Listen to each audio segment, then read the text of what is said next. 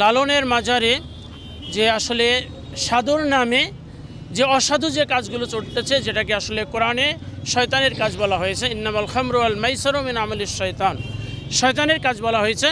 সুতরাং সেই শয়তানের কাজ ওখানে আমরা এই মুসলমানের দেশে বিপ্লবী সরকারের অধীনে আমরা কোনোভাবেই হতে দেব না এটাকে।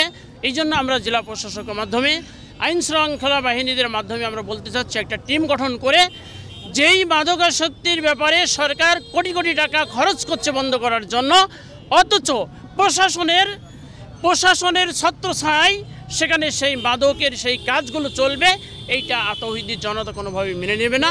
আমাদের দাবি হচ্ছে জেলা প্রশাসক এবং আইন শৃঙ্খলা বাহিনী সহ একটি টিম গঠন করে যে কোনোভাবেই জেনে বলে কোনো গাঞ্জা মদ এগুলো যেন কোনোভাবেই কি হতে পারবে না, তারা সেবন করতে পারবে না। যদি পারে তাহলে আমরা তাওহীদি জনতা, ছাত্র জনতা এবং স্বৈরাচার বিরোধী আন্দোলনে যারা সম্পৃক্ত ছিল তাদেরকে নিয়ে আমরা এক গণ আন্দোলন গড়ে তোলে সেখান থেকে আমরা ওটাকে তছনছ করে ভেঙে দেবো ইনশাআল্লাহ।